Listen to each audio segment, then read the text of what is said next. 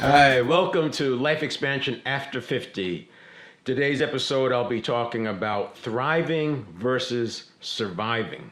Now, we've been talking about cognitive biases for quite a while, and I will tell you, it was wearing on me because it gets kind of deep.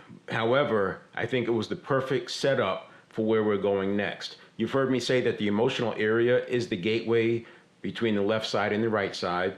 It's the area that can hijack us when we're on our transition to be, do, have. But it's also a great source of power when it comes to striving to rise above the line. I've also done some above the line videos and live events, and there's a constant theme throughout them. But now what I'm going to talk about is why it's so difficult.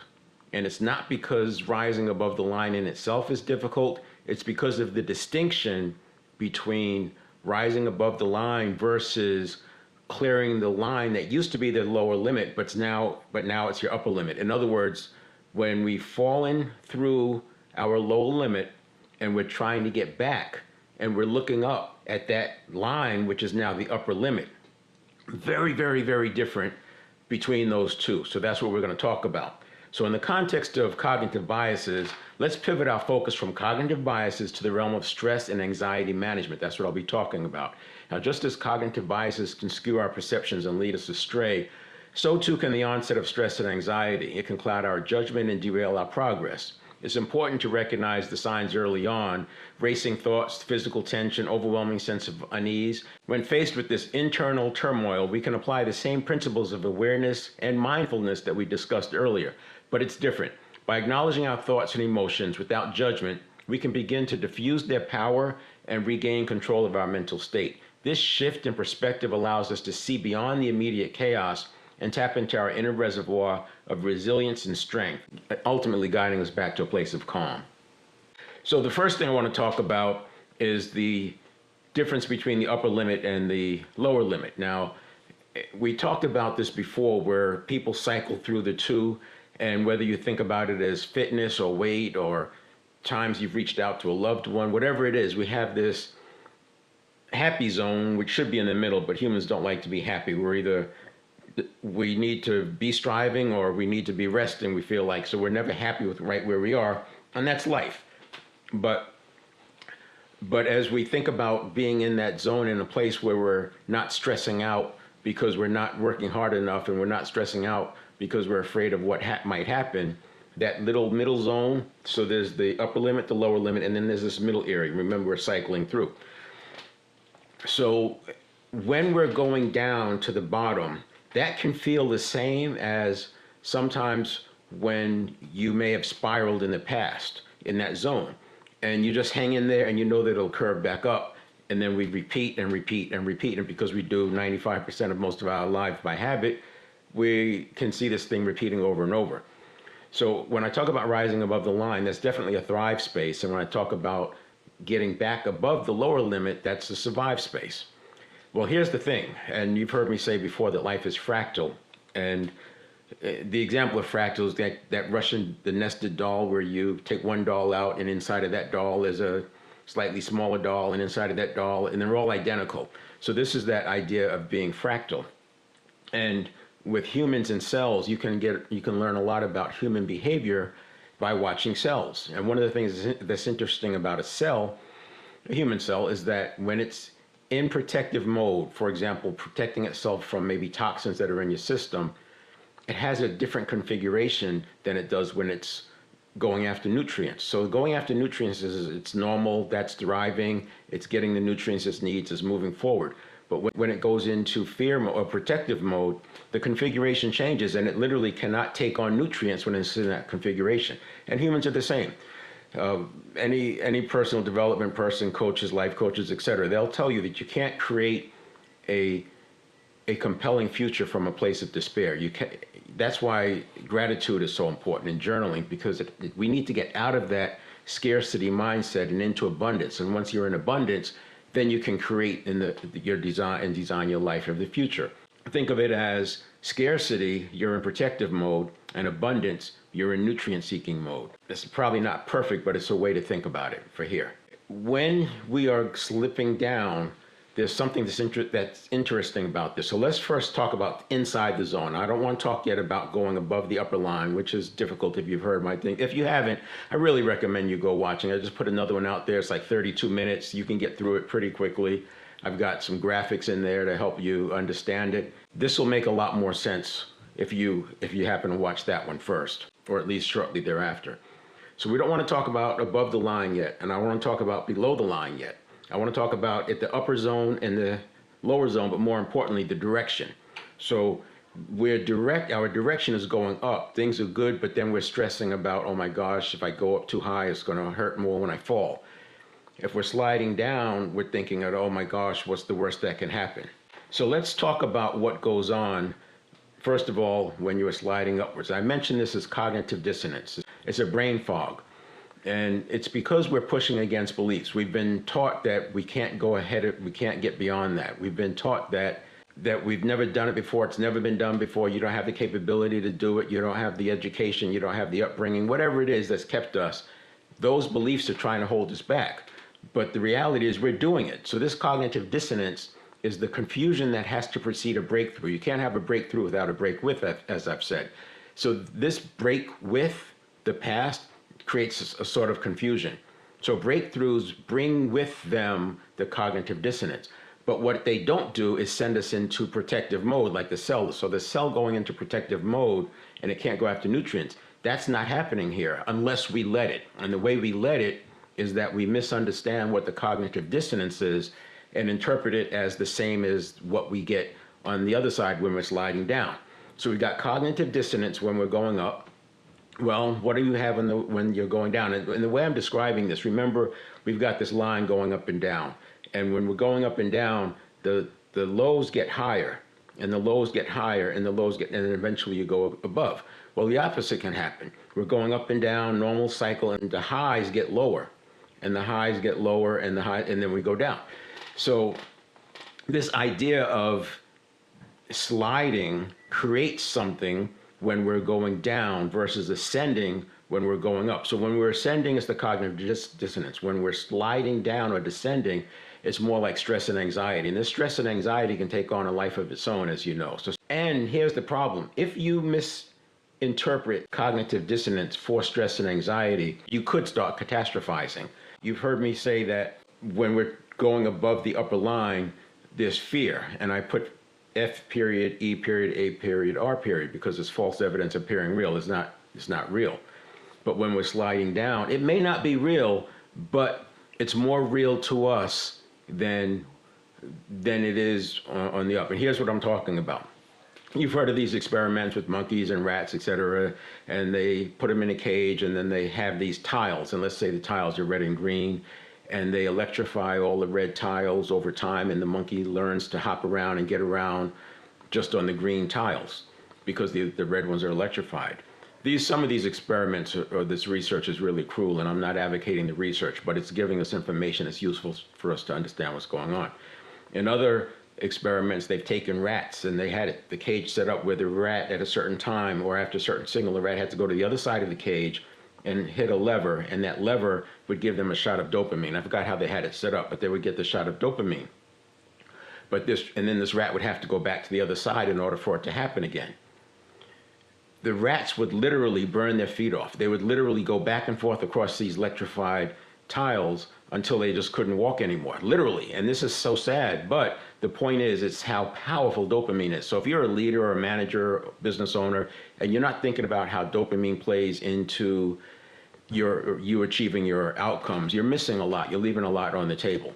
So I want to stay here with these tiles. So now what'll happen, let's say they put the monkey in the cage and the monkey runs around and they find out they can go on the green tiles and then everything's hunky-dory, but they put them in a different cage and there's tiles. Even if the red tiles are not electrified, they don't try them again. They just don't go to the red tiles. They stay away from the red tiles. And you can almost imagine that if you tried to put the monkey on the red tiles, it'll fight you. Well, this is what's happening when we're going above the line. We see these tiles, and think about the red and green tiles as our conditioning from 0 to 7. We learn from 0 to 7 that you don't do this, you don't do that. You can't do this, and that's not available to you. This is what we learned, and don't do that, or because if you do, you'll die, whatever. was taught to you. And so we want to stay away from those red tiles, but the red tiles are not electrified. So that's the false evidence appearing real. And the reason the cognitive dissonance happens, obviously, is not real tiles. We're speaking metaphorically. But as you can think about it, we're pushing against, because we're going above the line, we're pushing against this false evidence. And we're stepping on red tiles and they're not electrified. Well, now this cognitive dissonance occurs because there's confusion. Wait a minute, I thought the red tiles were electrified. Does this mean all tiles are not electrified? What am I supposed to do? Is it going to change? And all this cognitive dissonance is happening, but it doesn't put us in protective mode, so we're able to keep going. And this is why you have to keep going 1 foot in front of the other, 1 foot in front of the other. And this is actually neuroplasticity happening real time, which is why I say when you're getting into this state, you want to go change what you're doing, do something different, get some exercise, some fresh air, take a walk, just change it up, and then get a good night's sleep. Neuroplasticity occurs when you're sleeping. Neuroplasticity is essentially the synaptogenesis that happens as neural pathways self-eliminate on the synapse that's not being used so that that synapse can be used on the neural pathways that are being used. This is why replacing a habit is far easier than breaking a habit. If you're breaking a habit, you're trying to go through the neuron or change the neuron, but when you're replacing the habit, you're just moving the synapses over. Synaptogenesis is infinitely easier, but it does take some energy, and because the brain is using 20% of our daily metabolism, a spike in that brain activity can be pretty demanding, and this is why we have to have good nutrition. But anyway, you get to sleep, you get the neuroplasticity happening, you wake up with a whole new outlook. Everything looks brighter. Now, not only is the cognitive dissonance gone about that was there when you're moving above the line, but you have ideas and you have solutions and you have breakthrough ideas of what you can do to help you go there faster. It's really fascinating once you start seeing it for what it is, which is cognitive dissonance and not the stress and anxiety. So now let's talk about the lower limit first from above it. So now we're sliding down towards that lower limit. It's very easy, and we're starting to get the stress and anxiety, but here's the difference. This stress and anxiety has references. There are pictures associated with it. You know that there have been people who've lost their job and ended up being homeless. You know that there have been people who were scammed out of their entire life savings and had to move from their home. They lost their home. We know that there are people who've had major financial stress and it created all sorts of things, foreclosure and on and on. There's references, there's pictures that people can make. So it's not false evidence appearing real in the same sense as the other side. These are things that can really happen.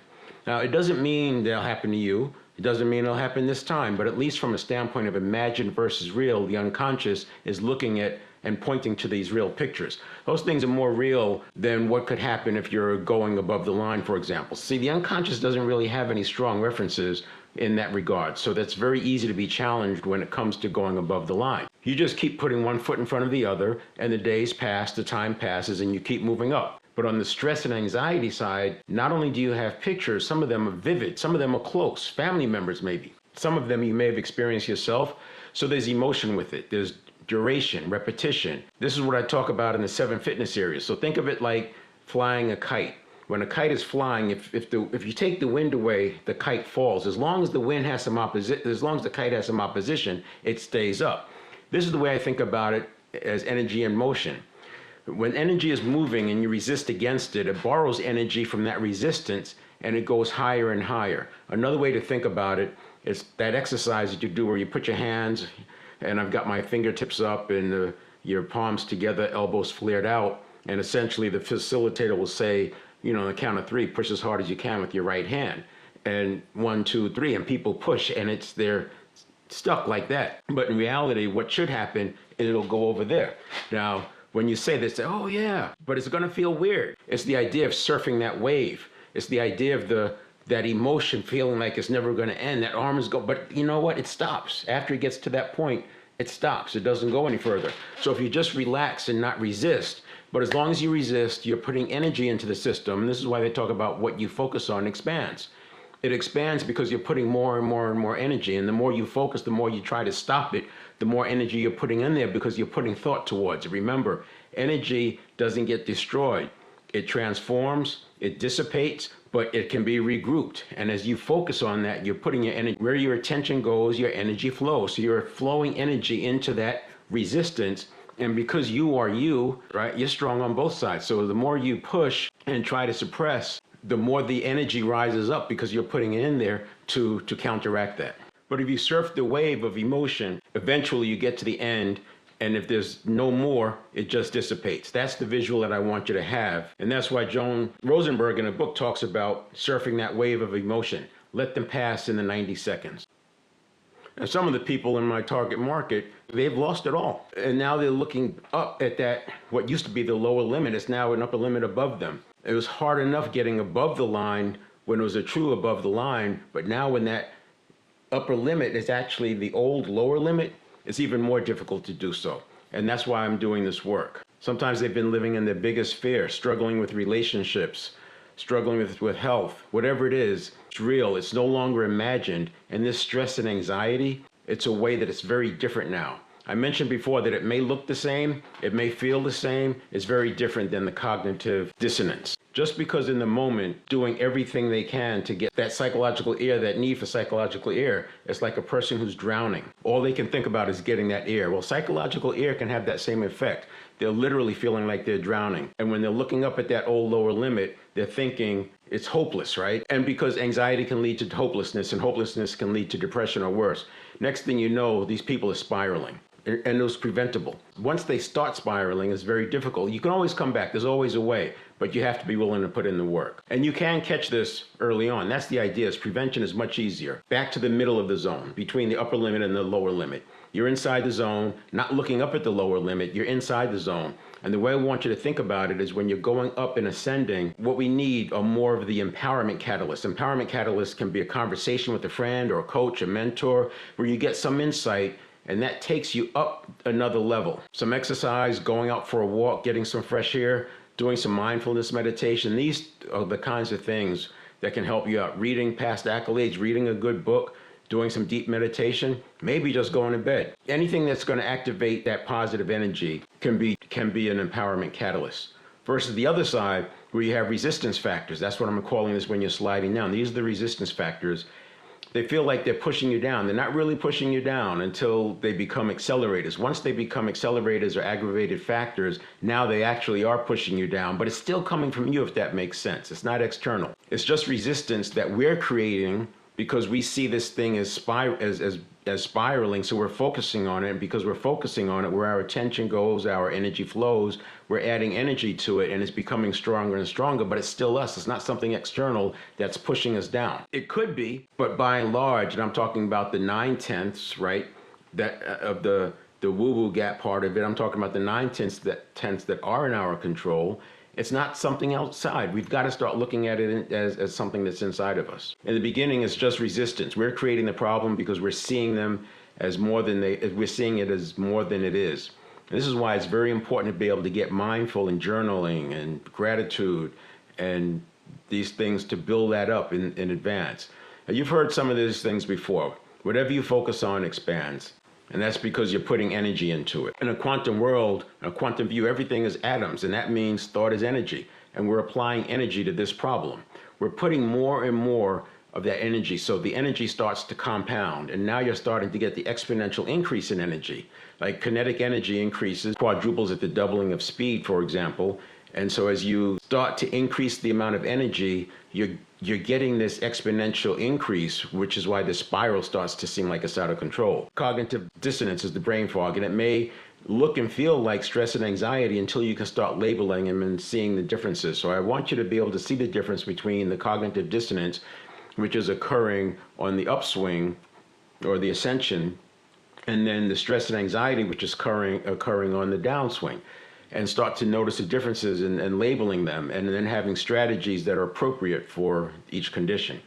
I'm pointing out is that they are different, and I want you to start understanding the difference and start labeling them so you can take the appropriate action. Now, emotions. Emotions play an important role, as I said, flowing through versus dwelling on the negative experience. Here's a list of empowerment catalysts, just a partial list. One is having clarity of purpose, a positive mindset, a growth mindset, building up your resilience, self-confidence, adaptability, leaning into emotional intelligence, self-awareness, self-compassion, leaning on your support system, communicating with yourself, looking at your goals, using problem-solving skills, mindfulness. So these are just some of the things that can be empowerment catalysts, but it's difficult to access those if you're in stress and anxiety, because as I said, just like the cell, when we as humans are in that protection mode or in protective mode, it's difficult for us to also aspire, and it's difficult for us to be in growth mode. This is why it's so important to be able to move from a fixed mindset to a growth mindset. I look at that as the precursor to being able to access these empowerment catalysts. If you're in a fixed mindset, you first have to shift to a growth mindset, and that's possible to do. We use different terminology, words. I've mentioned before the word yet, adding the word yet after doing something like I haven't figured it out yet. Somebody says that they don't want to be in a relationship, changing it to based on the way I feel right now, I don't want to be in that relationship. But leaving that door open for the growth mindset part of it. That's quite a bit. And then there are also resistance factors. The resistance factors, and they are sort of like cognitive biases. It's more of our reaction to the situation, but it's still coming from internal.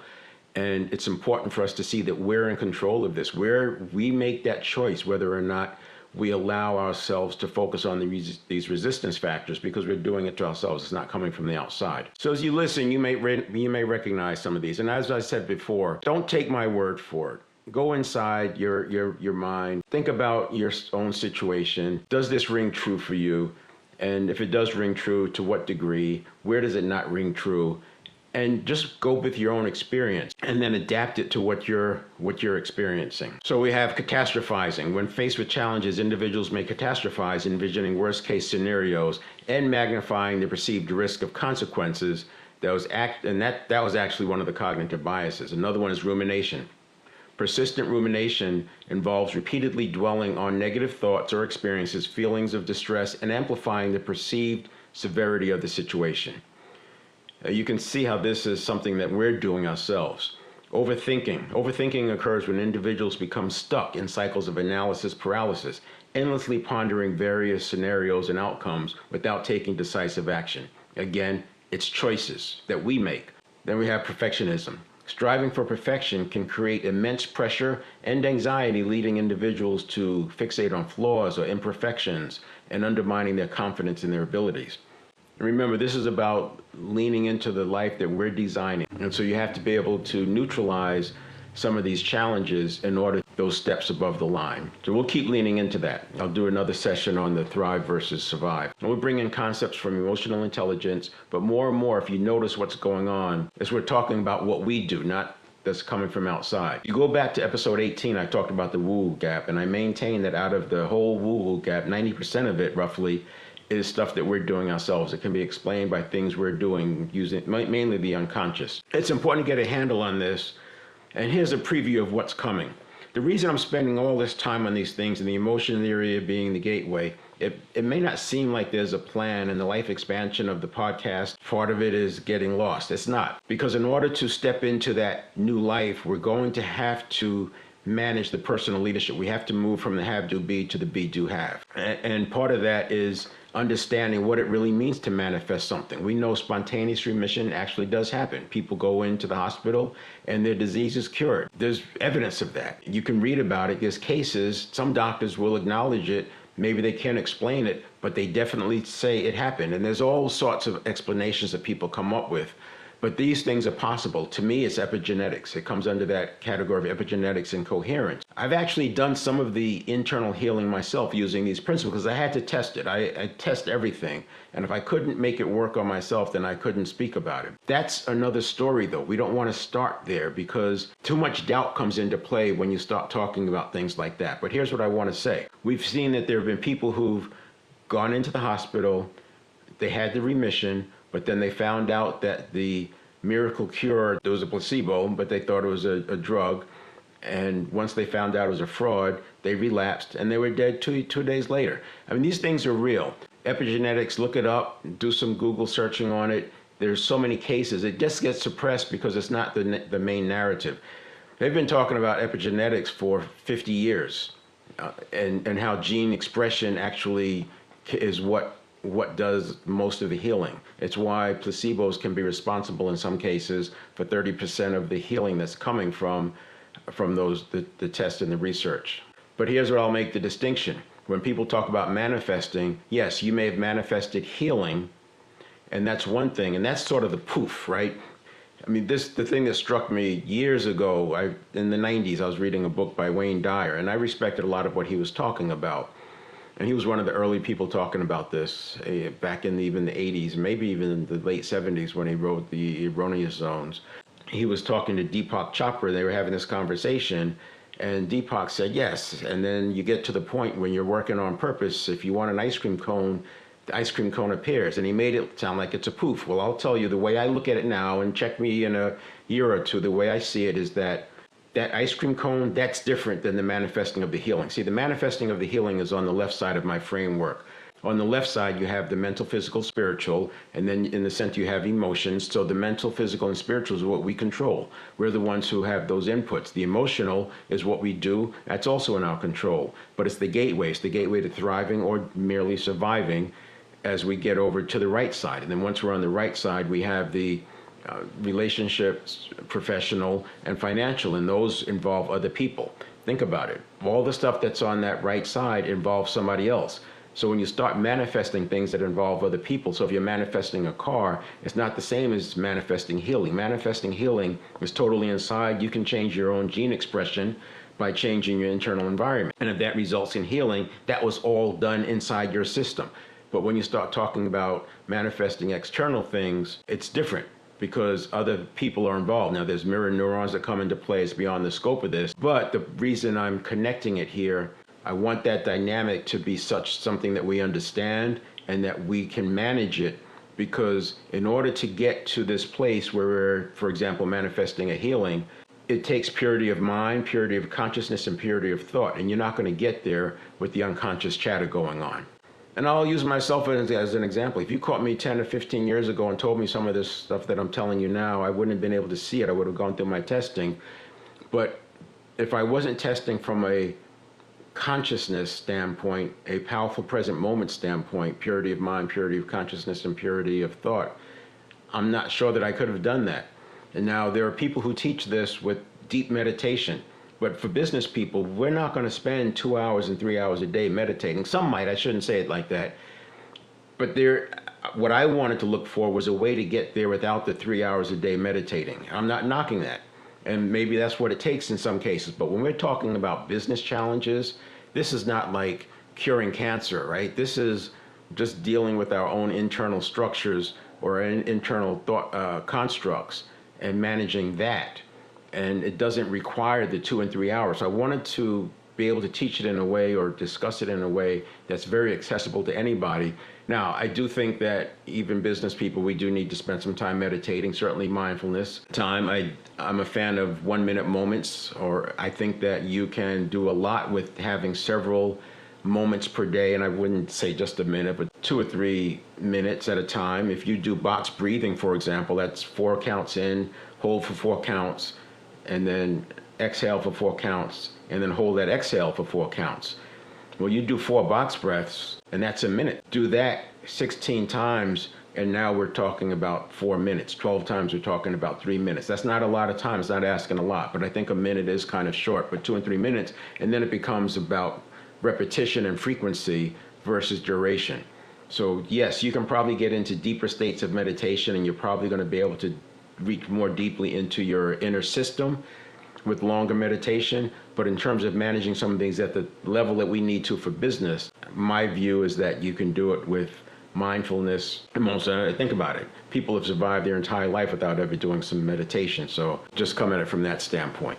So again, that last part I was talking about, when people say manifesting, I think a lot of people throw that word around and they haven't really thought much deeply about it. Now, the law of attraction folks, I mean, they'll talk about it and they'll be able to go more deeply with you. But I think if you start asking some of these questions like, well, exactly how did the manifestation happen? Walk me through it.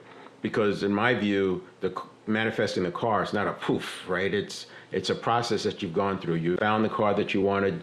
You changed your views in terms of what you were willing to do to have the car, and your reticular activating system kicked in, and now it's looking for opportunities, it's looking for deals, it's noticing everything about that particular car. Your mirror neurons kick in, and now other people are empathizing with you, and you're getting this support from external, and next thing you know, somebody's mentioning to you about a deal going on, and then that leads to you getting closer to the car, and eventually you have the car. And somebody will say, I manifested the car. Is that true? Probably so. I'm not going to argue with that, but I would say it's very different than the manifesting. Like when I healed my ankle, it was a bad snowboarding accident. And you know, if you hurt your ankle, the ankle's inside of a very stiff boot. So this thing was going on for years, and I just couldn't shake it. It was impacting everything. But I was and I decided this is a good thing to try to see if I could cure with some of these principles. And I was able to do it. It happened in record time, and it was pretty amazing. So I've tested it on other things. It was actually pretty amazing. Again, I'm not making this about that because that's a leap too far. All I want to do is first get us to the point where we are able to control the dynamic that's going on between the conscious mind and the unconscious. And if I can do that, I know we have a great on-ramp to some of these other things. And since I'm already talking about it, there's one more point I have to make. Whenever we're talking about using these principles, you know, God can't direct a parked car, or he can't guide a parked car. So when you're thinking about it, and even in the 50s when Claude Bristol wrote the book, The Magic of Believing, his quote was, it's not mystical mumbo jumbo. You have to take action. You have to do something. You can't just sit there. The car's not going to come if you're sitting there looking at the wall. You understand that you do have an active part in it, and this is where the mirror neurons can come into play, because as you're interacting with other people, you're finding those sympathizers, and also the reticular activating system. It's filtering out from the 11 million bits of information that it's processing per second. It's filtering out what you need to know right now. But again, if you're not out and about, if you're not moving, where's it going to get that information from? You're not going to get the 11 million bits of information from which it can sift staring at the wall. So that was a lot. This was a long session. I could have broken it into two parts, but we'll do 2 or 3 episodes on this thrive versus survive and unpack a few more concepts. I think you have to look at above the line and below the line. I think we have to look at it differently, but at the same time, so we're making the right connections to be able to see the emotions as energy in motion and seeing how it works both ways. I think this is a critical way of thinking about it, because we want to instantly be able to turn it around. We want to be able to turn it around from bad to good. We want to go from fixed to growth and do so in an instant. And my point of view is that it starts with emotion. Now, there's other ways to get there. You can do it with focus, you can do it with physiology, you can do it with language. But once we understand what we're working on doing with the emotion side, I think we're better equipped. And I'll introduce some of those things that we can do with words and that we can do with focus and physiology.